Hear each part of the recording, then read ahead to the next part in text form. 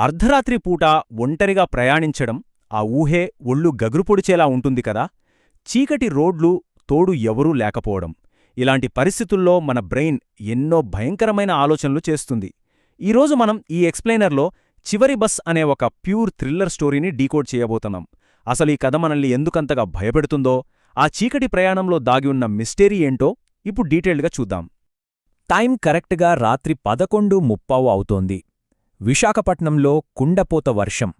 రోడ్లన్నీ పూర్తిగా నిర్మానుష్యంగా మారిపోయాయి.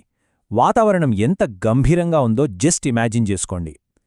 ఆఫీస్ నుంచి లేటుగా బయల్దేరిన రవి అనే వ్యక్తికి ఆ వర్షంలో ఇంటికి వెళ్లడానికి ఉన్న ఒకే ఒక ఆప్షన్ బస్సు.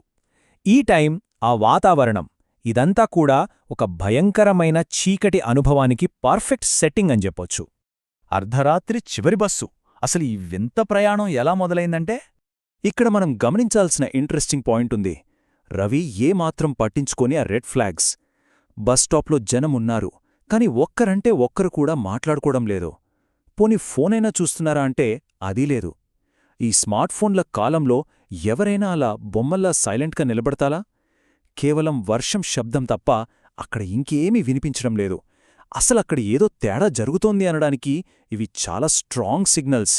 కాని పాపం వర్షం నుంచి తప్పించుకోవాలనే తొందరలో రవి ఇవేమీ అబ్జర్వ్ చేయలేదు.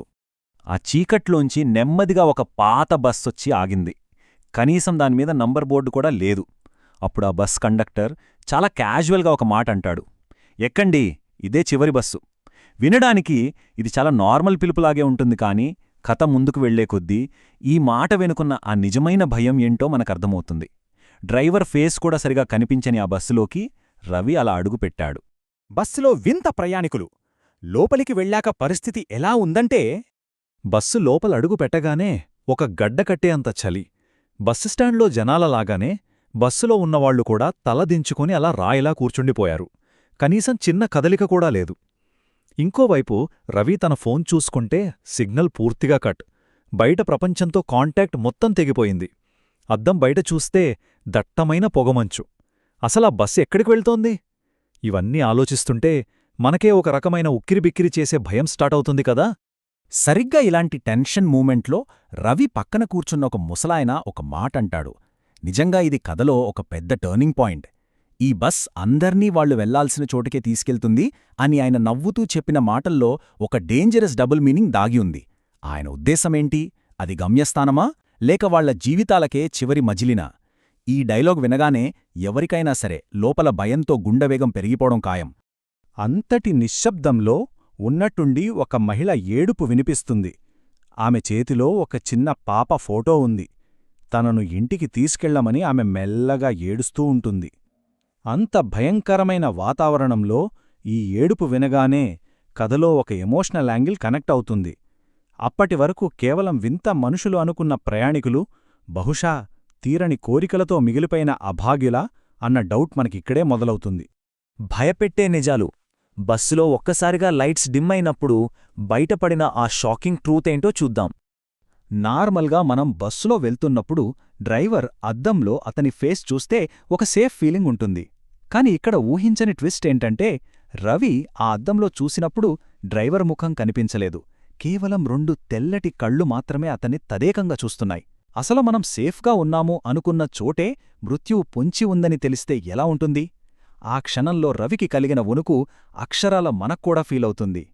అది చూసి భయంతో వణికిపోయిన రవి వెంటనే బస్సు ఆపమని కండక్టర్ దగ్గరికి వెళ్తాడు. అప్పుడు ఆ తెల్లటి ముఖం, నల్లటి కళ్లతో ఉన్న కండక్టర్ ఇచ్చిన ఆన్సర్ వింటే మైండ్ బ్లాక్ అవ్వాల్సిందే. ఈ బస్ ఎక్కిన వాళ్లు స్టాప్ వచ్చేవరకు దిగరు. అంటే ఆ ప్రయాణాన్ని ఆపే రైట్ ఇక రవి చేతిలో లేదు. ఒక దెయ్యాల బస్సులో ఎక్కడికెళ్తున్నాడో తెలియని బందీగా మారిపోయానన్న నిజం రవికి అప్పుడే అర్థమవుతోంది. కరెక్ట్గా అదే టైంలో రవిచోపు బస్సు వెనుకున్న ఒక ఫోటో మీద పడుతుంది. దానికింద 2012 ప్రమాదంలో మరణించిన ప్రయాణికులకు స్మారకంగా అని రాసింది. ఆ ఫోటోలో ఉన్నది మరెవరో కాదు, ఇప్పుడు బస్సు నడుపుతున్న డ్రైవర్ మరియు అందులో కూర్చున్న ప్రయాణికులు. డ్రైవింగ్ సీట్లో ఉన్నది మనిషి కాదు, అప్పటికే చనిపోయిన ఒక ఆత్మ అని తెలిసిన క్షణం భయం పీక్స్కెళ్ళిపోతోంది. ఆ బస్సులో ఉన్నవాళ్లంతా చనిపోయిన వాళ్లే. ప్రాణభయంతో పోరాటం. ఇప్పుడు రవి ఏమాత్రం లేట్ చేసినా తన ప్రాణాలు దక్కవు. ఆ తర్వాత సెకండ్ల వ్యవధిలో జరిగిన సంఘటనలు చూడండి. ముందుగా ఆ స్మారక ఫోటోను చూడటం, నిజం తెలియగానే ప్రాణభయంతో చేతికి దొరికిన వస్తువుతో కిటికీ అద్దం పగలగొట్టడం, ఏమాత్రం ఆలోచించకుండా ఆ కారు చీకట్లో వేగంగా వెళ్తున్న బస్సులోంచి కింద రోడ్డు మీదకు దూకేయడం. ఆ దెబ్బకు స్పృహ కోల్తున్న రవి మరుసటి రోజు ఉదయం రోడ్డు పక్కన కళ్ళు తెరుస్తాడు. ఆ చావు అంచుల్లోంచి బయటపడిన ఈ సీక్వెన్స్ అబ్బా, నిజంగా మన ఊపిరి బిగబట్టేలా చేస్తుంది కదా. ఊహించని ముగింపు. అంతా అయిపోయింది, రవి బతికిపోయాడు అనుకున్న టైంలో వచ్చిన ఆ ఫైనల్ ట్విస్ట్ ఏంటంటే, ఉదయం కళ్ళు తెరిచిన వెంటనే రవి ఆ దారిన పోతున్న గ్రామస్తులను ఆ బస్సు గురించి అడుగుతాడు. అప్పుడు వాళ్ళు చెప్పిన మాట రవి మైండును బ్లాక్ చేస్తుంది. 10 సంవత్సరాల క్రితమే ఆ బస్ లోయలో పడిపోయి అందులో ఉన్న వాళ్లంతా చనిపోయారు. అంటే రాత్రి రవి ఎక్కింది ఒక మామూలు బస్సు కాదు, అది భౌతికంగా ఉనికిలో లేని ఒక దెయ్యాల బస్సు. ఆ దెయ్యాల్తో కలిసి తాను ప్రయాణించాను అన్న నిజం ఎవరికైనా సరే వెన్నులో వణుకు పుట్టిస్తుంది. వాళ్ల మాటలు విని షాక్లో ఉన్న రవి క్యాజువల్గా తన జేబుల్లో చెయ్యి పెట్టుకుంటాడు. అక్కడ అతనికి ఒక వస్తువు తగులుతుంది.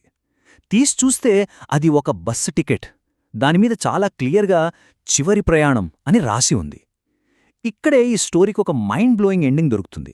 రాత్రి జరిగినదంతా ఒక పీడకల కాదు, ఏ భ్రమ కాదు అనడానికి సాక్ష్యంగా ఆ భౌతికమైన టికెట్ ఇంకా అతని దగ్గరే ఉండటం లిటరల్గా గూస్ బంప్స్ తెప్పించే ఎలిమెంట్ ఇది. సో ఇదంతా చూశాక మనం ఆలోచించాల్సిన విషయం ఒకటుంది. ఒకవేళ ఎప్పుడైనా ఏ అర్ధరాత్రో వర్షంలో తడుస్తూ నిర్మానుష్యమైన రోడ్డుపై బస్టాప్లో ఒంటరిగా నిలబడాల్సొస్తే, ఆ చీకట్లో మీకోసం ఆగిన ఏ నంబరూ లేని ఆ చివరి బస్సును ఎక్కే ధైర్యం చేస్తారా? మనకు తెలియని ఒక అదృశ్య ప్రపంచం ఎప్పుడూ మన చుట్టూనే ఉండొచ్చన్న ఈ ఆలోచనే నిజంగా చాలా భయంకరం కదా. మరో ఇంట్రెస్టింగ్ టాపిక్తో మళ్ళీ కలుద్దాం.